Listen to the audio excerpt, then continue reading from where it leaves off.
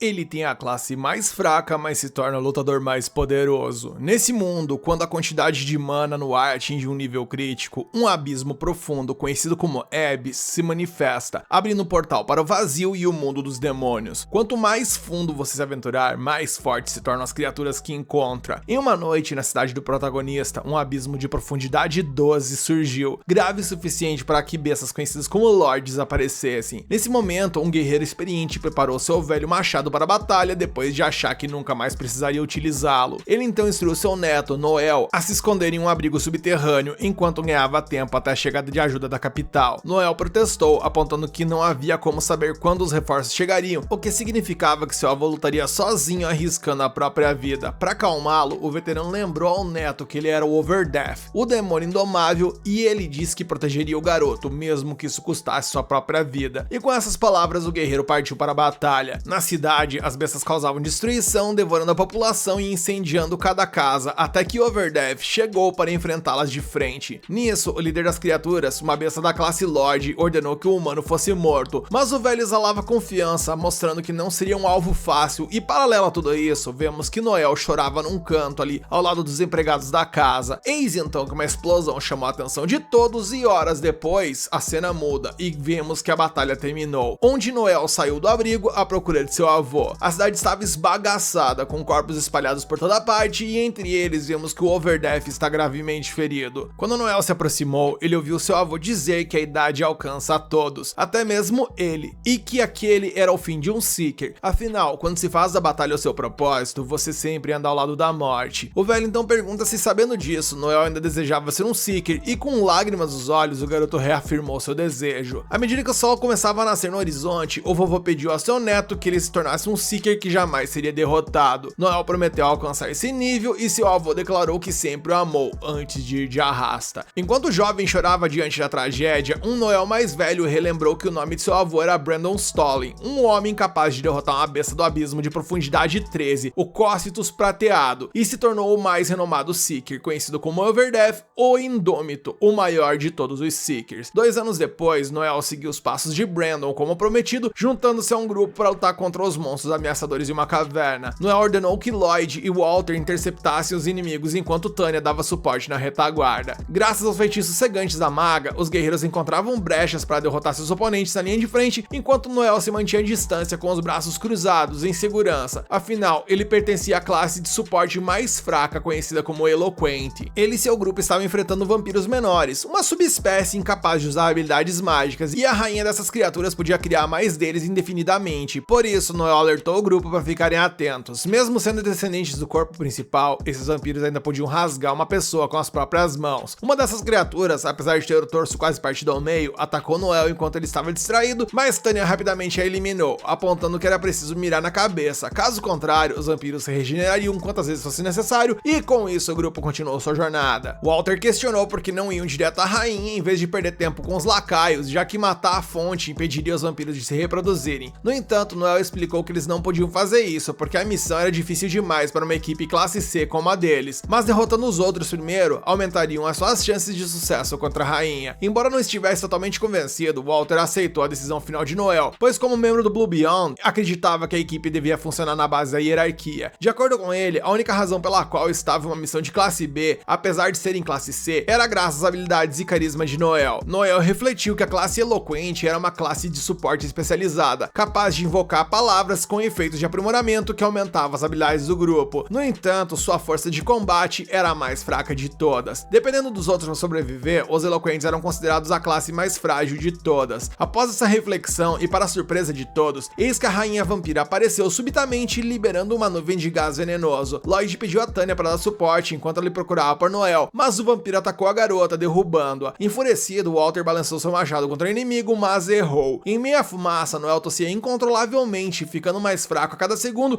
Enquanto isso, seus companheiros não conseguiam enfrentar os inimigos sem os buffs dos Eloquentes. Walter gritou, perguntando se era assim que Noel planejava se tornar um Eloquente. Essas palavras desafiadoras levaram o garoto de volta às memórias de sua infância, quando seu avô morreu diante de seus olhos, e com essa imagem na cabeça, Noel se recusou a ser subestimado. Esse sentimento despertou um brilho estranho em seus olhos, levando a agir rapidamente, puxando uma pistola e avançando em direção à rainha vampira. Sem demora, ele invocou sua técnica de eloquência e iniciou uma estratégia estratégia chamada Tactician. Com esse buff, ao dar ordens ao grupo, Noel aumentou as habilidades de cada membro em 25%. Ele imediatamente alertou os dois combatentes à linha de frente para desviarem de um ataque que estava prestes a atingir e, como previsto, tudo aconteceu como Noel havia dito, e Walter e Lloyd evitaram o golpe. Em seguida, ele utilizou Battle Voice, aumentando a resistência e a mana da equipe em 25%. Ele então ordenou que Tanya implantasse escudos para os dois guerreiros enquanto eles atacavam. A tática funcionou e, como resultado, o monstro sofreu danos severos, mas Tanya notou mais vampiros se reunindo, temendo que eles ajudassem a rainha. Diante dessa situação, Noel lançou o feitiço Peer Support para estabilizar a mente da maga e restaurar sua vontade de lutar. Depois disso, Noel ajustou o cronômetro em 74 segundos em seu relógio e declarou que ele cuidaria dos inimigos mais fracos enquanto os outros deveriam se concentrar no corpo principal. Tanya precisava continuar fornecendo escudos para os aliados, enquanto Lloyd e Walter deviam desviar dos ataques da rainha enquanto preparavam seus melhores golpes. Eis então que ele usa o Stun Hall, e com o uivo do lobo ele atordoa vários vampiros. Nisso ele prepara sua arma Silver Flame para congelar vários inimigos com a Ice Bullet. Nisso um dos vampiros conseguiu escapar e Noel só tinha uma bala sobrando, sem mencionar os 43 segundos restantes no cronômetro que ele havia ajustado em seu relógio. Calculando que as garras do vampiro alcançariam no marco de 28 segundos, ele lançou o feitiço Assault Command e ordenou que Walter e Lloyd ativassem suas habilidades de ataque contra a rainha. Lloyd preparou sua Aura Blade e Walter utilizou o Deadly Drive. Nesse momento, a cabeça da rainha foi atingida, mas ao comemorarem, Tanya e os outros viram Noel quase sem empalado pelo vampiro que o atacou. Internamente, o Eloquente refletiu que quando o corpo principal morre, seus descendentes também param de se mover. Quando o cronômetro chegou a 0, vemos que a morte da líder foi confirmada e o vampiro menor perdeu sua mobilidade, deixando Noel ileso e completando sua missão do Blue Beyond. Meus amigos, isso aqui foi um senhor de um xadrez 4D e vamos combinar que o Noel é um estrategista do cacete em pensar tudo isso. Os membros do grupo então repreenderam o suporte pela imprudência de sua estratégia, mas o garoto sorriu, lembrando-se de quando costumava chorar para seu avô por estar na classe mais fraca de todas. Um dia, Brandon disse que o garoto era como sua mãe, mas ao contrário dela, ele tinha talento para ser um Seeker, assim como seu avô. Mesmo sendo eloquente, Brandon prometeu treinar o seu neto até que ele se tornasse o maior Seeker de todos, então ele pediu para que o garoto confiasse nele. Ao sair da masmorra, Noel olhou para o céu e disse que confiava em seu avô e que se tornaria o maior, superando inclusive o Overdeath, mesmo estando na classe mais fraca. Mais tarde, o grupo chegou a Etrai, a capital imperial do Império de Velnant, uma cidade que prosperava graças à magia e engenharia, embora as terras de Velnant fossem mais vulneráveis aos Abis do que outras. Mas foi a coleta científica e o uso de itens de bestas que forneceram o material necessário para o Império se tornar o que é hoje, tornando-se o principal reino. Aqui, os buscadores eram admirados por toda a população por sua luta contra as criaturas do Abis. Noel se tornou um buscador aos 15 anos e mudou-se para Etrai em busca de companheiros, já que um eloquente não pode lutar sozinho. Entre eles estavam Walter, o guerreiro, Tanya, a curandeira, e Lloyd, o espadachim e líder da equipe. Refletindo sobre isso em uma taverna após a missão,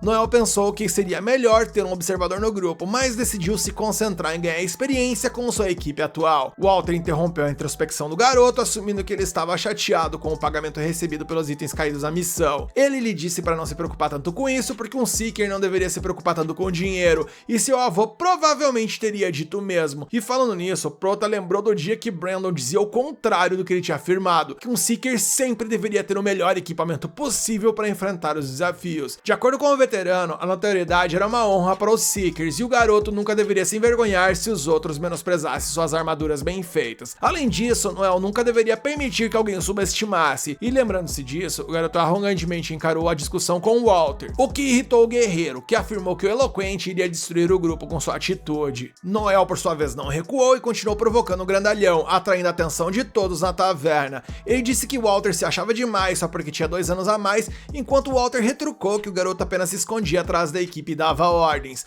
Noel zombou do fato de que seu companheiro agia como se fosse um deus na batalha, o que o levou o grandalhão ali a agarrar o Prota pela gola, prometendo matá-lo. Noel desafiou para uma luta, mas Lloyd interveio para separar a briga. Após a confusão, a equipe do Blue Beyond se reuniu em uma praça e lamentou a pequena quantia de dinheiro que restava após as expedições, devido às altas despesas. Lloyd tentou consolar a todos, dizendo que uma grande oportunidade viria, mas Noel apontou que missões bem pagas eram raras, e ao contrário dos clãs que recebiam trabalhos do governo, o Blue Beyond era um grupo independente, então ele tinha que pagar uma comissão alta ao contratante, e por isso Noel sugeriu que eles utilizassem o seu dinheiro para formar o próprio clã. Lloyd lembrou que eles tinham só 13 milhões de fios, enquanto o governo cobrava 20 milhões por isso, então o eloquente se ofereceu para cobrir o restante, porque era crucial que formassem um clã. clã. Afinal, o Império incentivava o crescimento dos Seekers, pois eles eram os heróis do povo, e como o Blue Beyond tinha juventude, beleza e carisma entre seus membros, certamente atrairiam patrocinadores. Com isso dito, Walter concordou que precisava acelerar o processo porque ele queria fama, dinheiro e mulheres o mais rápido possível.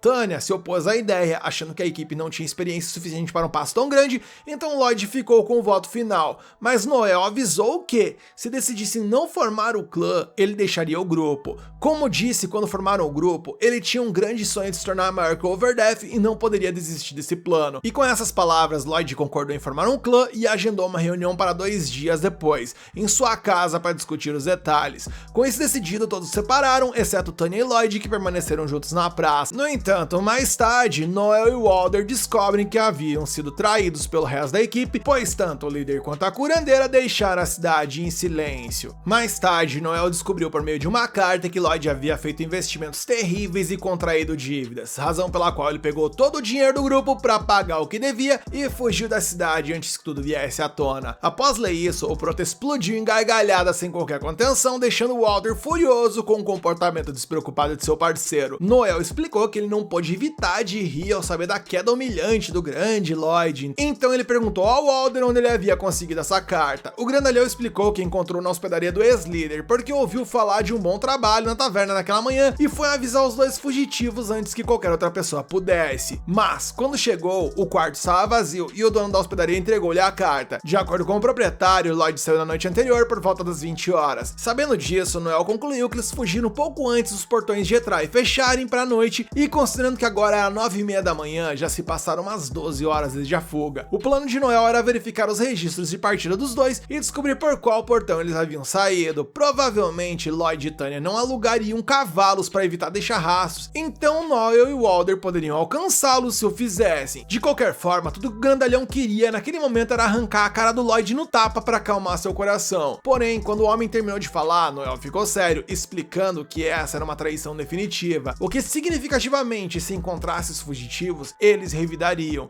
e provavelmente seria uma luta até a morte. Ele explica que tanto Lloyd quanto Tanya eram adversários formidáveis, então não seria inteligente pensar que essa seria uma vitória fácil, especialmente porque haviam laços emocionais entre os 4 membros. Para piorar a situação, mesmo que vencesse essa disputa, Noel e Walter não conseguiriam recuperar o dinheiro, que era exatamente o motivo pelo qual os 2 fugiam, fingindo que era uma fuga romântica. Porém, com isso dito, Noel garantiu que os faria pagar 100 vezes mais pelo que haviam feito. Depois disso, a dupla vai ao clube dos Orcs. Assim que entraram no estabelecimento, Noel anunciou a todos os Seekers que os seus ex-companheiros do Blue Beyond, Lloyd e Tanya, haviam fugido da cidade com o dinheiro do grupo e que qualquer um que os capturasse vivos receberia uma recompensa de 2 milhões de fios. Walter questionou por que o Eloquente estava fazendo isso e Noel explicou que era muito mais fácil ter um monte de pessoas vagando pela área procurando os fugitivos. Logo, um membro do grupo Lightning Bite se voluntariou para ir atrás dos fugitivos, perguntando ao garoto que oferecia a recompensa pelos detalhes e partiu com o restante de sua equipe.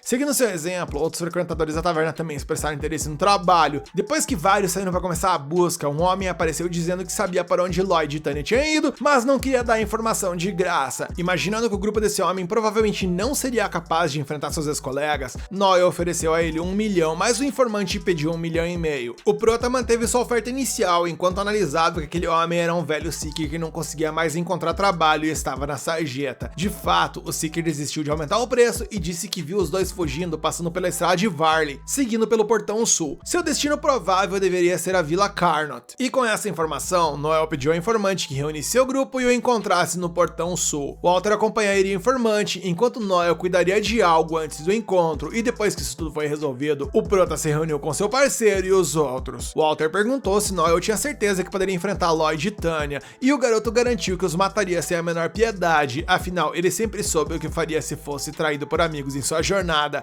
Um dos membros do outro grupo perguntou se o Eloquente nunca confiou em seus amigos, e ele respondeu que confiar não era o mesmo que ter fé cega. Então, ele disse ao Walter que ele poderia esperar na cidade, levando o grandalhão a resmungar que estava sendo chamado de fraco, e pensando consigo mesmo, Noel considerou que na realidade, o grandalhão tinha um coração mole, e, se ele não estivesse totalmente comprometido com a luta que se aproximava, sem dúvida seria uma experiência dolorosa para ele. A cena muda e ao entardecer, acompanhamos Lloyd sugerindo que eles descansassem para passar a noite e continuasse a caminhada pela manhã. Vendo que Tanya estava muito preocupada, ele pediu para que ela relaxasse, pois quando Noel percebesse que não conseguiria recuperar o dinheiro, ele não se importaria mais. Justo quando Lloyd terminou essa frase, Noel apareceu atrás dele com seus companheiros, usando um stun hall para derrubar os dois. Walter quase perdeu o controle e quase socou Lloyd no rosto, mas Noel o acalmou, dizendo que entendia o motivo do ex-líder conforme a carta, mas ele queria saber o que ele tinha feito com a recompensa dos vampiros menores, e Lloyd confessou que usou a recompensa para pagar outra dívida,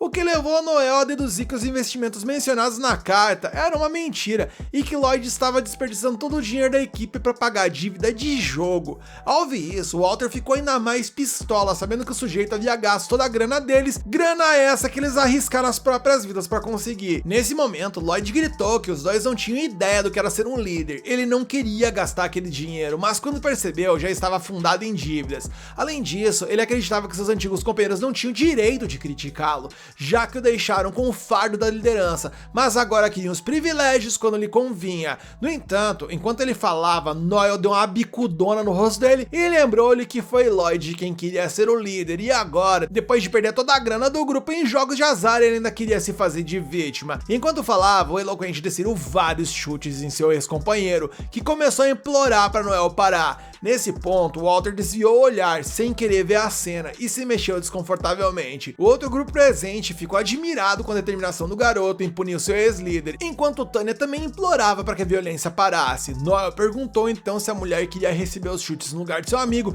e prometeu que não pegaria leve só porque ela fosse mulher. Ele então utilizou um feitiço chamado Confess, que forçou a garota a dizer a verdade. Ela admitiu que também apostou com Lloyd e gastou o dinheiro do grupo, mas culpou ele, argumentando que poderia ter ganho uma fortuna se ele não tivesse impedido ela de continuar a jogar. Ao ouvir a verdade, Noel desfez o feitiço e Tanya reclamou que era ilegal usar feitiços de controle mental para ganhos pessoais. No entanto, Noel explicou que era permitido quando o objetivo era fazer um criminoso confessar um crime, o que acabou de acontecer. Como resultado, Tanya e Lloyd estavam destinados a ir para a prisão e enfrentar 10 anos de trabalhos forçados nas minas, que normalmente era a punição para crimes como o deles. Com a situação sob controle, o informante se aproximou de Noel pedindo sua recompensa, e quando o garoto hesitou, o homem velho agarrou seu braço, alertando para não se enganar. Nesse momento, o prota derrubou o homem no chão, chamando de Seeger fracassado com equipamentos ridículos. Quando o velhote tentou sacar sua espada, Noel acertou um baita de um socão no seu estômago, quase o matando. Esse movimento lembrou Noel de sua infância, quando seu avô lhe ensinou que um golpe assim causava uma concussão cardíaca no oponente, deixando até o lutador mais forte inconsciente. Ao contrário de outras classes, os eloquentes não poderiam lançar feitiços de alto reforço, razão pela qual dominar essas técnicas era crucial para sobreviver. Eis então que nesse momento uma carruagem incrivelmente luxuosa apareceu na estrada, e de dentro dela desceu um nobre excêntrico chamado Finocchio Barzani, um conhecido escravista da região. Ele perguntou a Noel se havia demorado, enquanto o prota refletia que esse homem era subordinado da família mafiosa mais poderosa da capital imperial, os Lucianos. Finocchio era ao mesmo tempo refinado e vulgar, alegre e cruel, uma verdadeira figura de duas faces, por isso as pessoas o chamavam de palhaço louco. Walter perguntou se era isso que Noel tinha planejado, e Noel respondeu que Lloyd e Tanya provavelmente não tinham mais dinheiro, então ele fez um acordo com Finocchio para recuperar os fundos perdidos, vendendo os dois como escravos para a máfia. Caso contrário, eles seriam entregues para a polícia militar e condenados a 10 anos de trabalho forçado, dos quais apenas 2% dos criminosos conseguem sobreviver. Com isso, Finocchio avaliou sua possível compra em 6 milhões de fios. Noel protestou, dizendo que o valor era muito baixo. O escravista explicou que o momento era ruim, já que a igreja da Santa Cruz estava prestes a emitir um decreto de pobreza, o que significava que os ricos teriam que cortar gastos com luxos, pois gastar demais com algo assim chamaria a atenção negativa da igreja. Noel questionou se até a máfia mais poderosa da capital não podia contra a igreja, e Finocchio confirmou isso. Mesmo assim, o eloquente se manteve firme e aumentou o preço do par para 11 milhões. Finocchio ficou desconcertado com a audácia, e o preço já na sequência subiu para 12. À medida que o palhaço louco continuava em seu surto, o valor já disparou para 15 milhões de fios, e Finocchio perguntou se o garoto queria virar ração de porco, ao que Noel prometeu contar a todos que o escravista havia comprado o par por 30 milhões e não os 15. E bem, isso daria a impressão de que os dois eram extremamente valiosos, e considerando que ambos eram jovens e atraentes, Finocchio Barzani poderia facilmente vendê-los depois por até 90 milhões. Reconhecendo a esperteza de Noel, o mafioso ofereceu-lhe um cargo de liderança em sua família, mas Noel recusou imediatamente a oferta e perguntou o que vai ser. E bem, Finoc aceitou o acordo, mas avisou ao garoto para nunca mais tentar tal jogada novamente. Depois disso, ele ordenou ao velho que mantivesse sua boca fechada sobre tudo o que ele acabou de testemunhar, a menos que ele quisesse ver sua família virar ração de porcos. Enquanto Lloyd era levado embora e o mercador recebia seu pagamento, Tanya implorou por misericórdia, lembrando Noel de que sempre haviam sido companheiros, mas Noel respondeu que os companheiros não jogam com o dinheiro dos outros e um traidor será sempre um traidor. Ao ouvir isso, Tanya caiu em desespero, implorando a Walter por ajuda, tentando explorar seus sentimentos por ela, e quando isso não funcionou, bem, aí ela desceu o cacete nele, insultando, chamando de inútil, de tudo quanto é coisa que vocês podem imaginar.